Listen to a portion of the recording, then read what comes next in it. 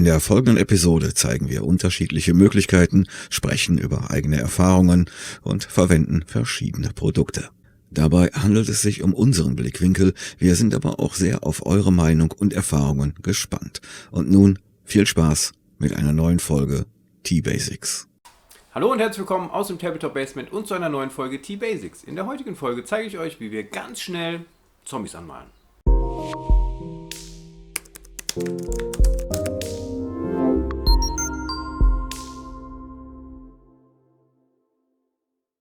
Herzlich willkommen zurück auf unserem Kanal und schön, dass ihr wieder eingeschaltet habt.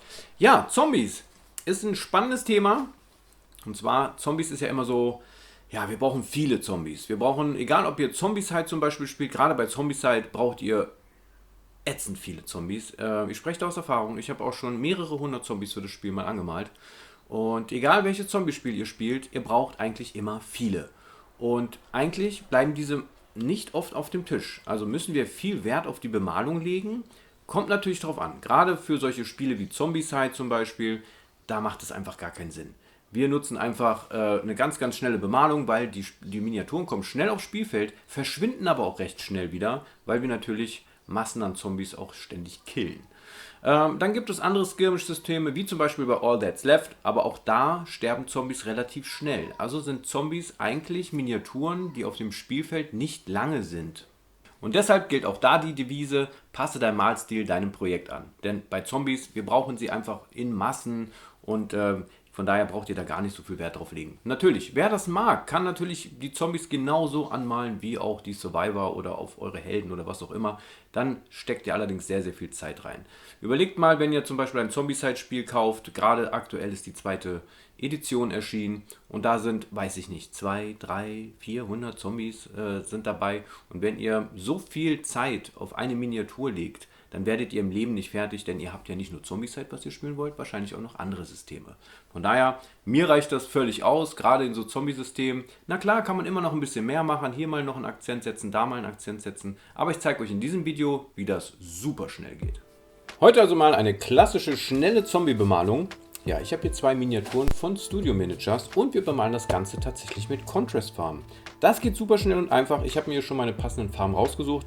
Und zwar benutzen wir für die Hosen, habe ich hier einmal Militarium Green, weil der eine hat hier so eine Cargo-Hose an. Und wir nutzen einmal das Contrast Thalasar Blue für einen Jeans-Ton. Wir nehmen für die Jacke einen Gelbton, für ein T-Shirt nehmen wir einen Grauton und Black Templar nehmen wir noch für die Schuhe. Ja, die Haut mischen wir uns auf der Miniatur an. Da nehme ich das Guliman Flash und das Black Bearer Flash. Das mischen wir uns quasi auf der Miniatur, weil ja, das Grün ist zu krass, das Rot ist zu menschlich, also machen wir es direkt auf der Miniatur. Ja, Contrastfarben, wer noch nicht damit gearbeitet hat, es ist quasi wie ein Ink, wie ein Wash. Wir lasieren quasi die Miniatur. Das heißt, wir können auch mehrere Schichten auftragen, um den Effekt einfach zu verstärken. Die Farben setzen sich in die Falten einfach rein. Das heißt, hier bleibt es einfach ein bisschen dunkler. Das heißt, wir haben eine automatische Schattierung. Trotzdem werden wir noch mit einem Wash nachträglich nochmal arbeiten. Und zwar nutzen wir dann wahrscheinlich eine Mischung aus Nun Oil und Agrax, dass wir nochmal komplett über die gesamte Miniatur ziehen, um das Ganze einfach noch so ein bisschen runter zu filtern, um es ein bisschen darker zu machen. Ja, wir beginnen mit den Hosen. Ich nutze jetzt hier Militarium Green. Bei Contrastfarben müsst ihr ein bisschen darauf achten, macht den Pinsel ruhig schön voll mit Farbe und dann geht ihr auf die Miniatur. Und ihr müsst auch hier einfach aufpassen jetzt. Bei Contrast ist immer so, ja, ist ja so ein bisschen schummeln. Nein, also ja, aber man muss sehr, sehr sauber malen, denn wir dürfen hier nämlich nicht übermalen, sonst haben wir das nämlich auf dem anderen Kleidungsstück eventuell und das schimmert dann durch. Das heißt, ihr müsst, wenn ihr mit Contrast arbeitet, schon sehr, sehr sauber malen.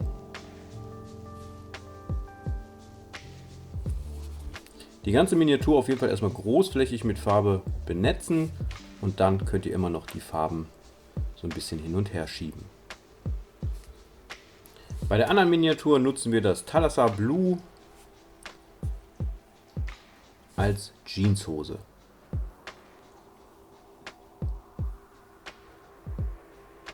Und ihr seht hier schon, wie schön sich das, ja, wie ein Wash quasi auch in die Vertiefung zieht. allerdings noch viel farbintensiver wie ein Wash. Wenn wir jetzt zum Beispiel mit einem blauen Wash arbeiten würden, dann würde das nicht so intensiv sein wie das jetzt hier. Für das Shirt oder für beide Shirts nutzen wir jetzt das Basilicanum Grey. Hier haben wir einmal so ein Longsleeve. Bei dem anderen ist es tatsächlich nur ein Stück T-Shirt.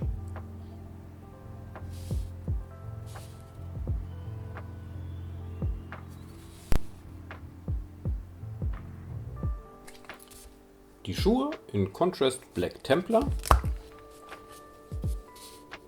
also quasi ein Schwarz.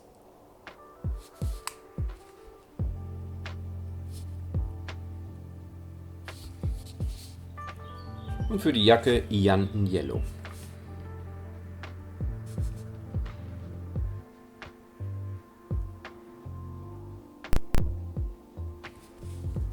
Unsere Grundfarben sind nun drauf. Jetzt brauchen wir uns nur noch um die Haut zu kümmern. Ja, dann nehme ich dieses Black Bearer Flash und Gudiman Flash. Der Gudiman Flash Ton ist ein sehr, sehr schöner Hautton. Nutze ich inzwischen sehr, sehr gerne. Aber wir haben hier so ein bisschen verrottetes Fleisch und deswegen darf es nicht mehr allzu frisch aussehen. Das heißt, wir mischen einfach unsere Farbe auf der Miniatur. Wir nehmen einfach ein bisschen von dem Grün. Geben punktuell das Ganze auf die Miniatur auf.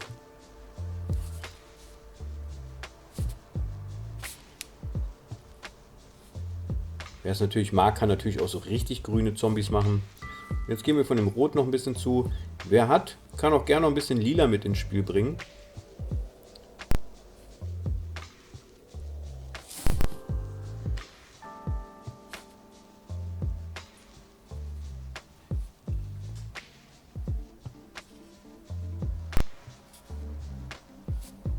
Um die Farben jetzt noch ein bisschen zu verbinden, nutze ich tatsächlich auch noch einen extra Wash. Wir nutzen hier eine Mischung aus Nun Oil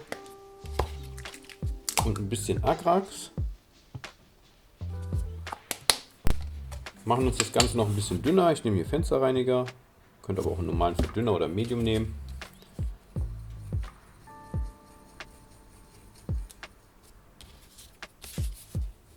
Und bestreichen jetzt das gesamte Modell.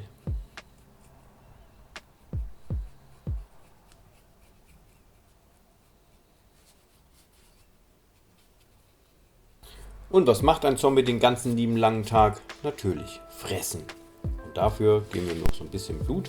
Nicht zu doll übertreiben, da ist auch weniger oft mehr. Ich nutze sehr gerne das Tamiya X7, weil es einfach, wir können jetzt die Miniatur natürlich noch matten. Ich finde sie aber okay, wir brauchen sie nicht unbedingt matten, es glänzt tatsächlich gar nicht so dolle. Und das Tamiya X7, das glänzt auf jeden Fall ein bisschen. Das heißt, es sieht dann auch aus wie frisches Blut. Ja, wo machen wir das Blut hin? Ich nehme einen Blisterschwamm, natürlich an den Händen so ein bisschen am Mund und auf die Klamotten.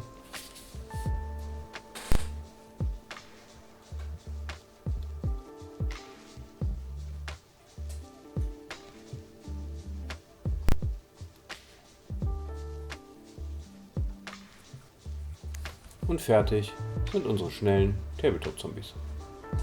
Ja, das ging richtig schnell, oder? Natürlich, ihr könnt jetzt im Vorfeld noch einige Dinge beachten. Ihr könnt zum Beispiel bei der Grundierung darauf achten, dass ihr zum Beispiel schwarz grundiert und dann wirklich nur erhabene Stellen weiß grundiert und trotzdem mit Kontrast arbeitet. Dadurch, dass die Kontrastfarbe sich nicht auf dem Schwarz zeigt, habt ihr automatisch schon Schattierung. Oder ihr arbeitet mit einem sehr dunklen Grau, dass man vielleicht noch ansatzweise was von der Farbe erkennt, aber ihr habt schon automatisch Schattierung gesetzt. Also mit Contrastfarben, es ist, ja, viele sagen, es ist ein bisschen Cheaten, ist es auch, aber ich glaube, es ist auch eine Kunst, damit zu malen. Ich habe es auch noch nicht ganz rausgefunden, weil man kann, glaube ich, schöne Effekte erzielen. Es ist ein ganz eigener Stil, finde ich auch. Es ist nicht zu vergleichen mit der normalen klassischen Bemalung mit Acrylfarben, weil es einfach so es hat immer diesen Wash-Effekt. Ne? Ich habe früher zum Beispiel auch mal eine reine Ork-Armee angemalt, nur mit Washes. Da war ich allerdings beschränkt auf 5 oder 6 Farbtöne.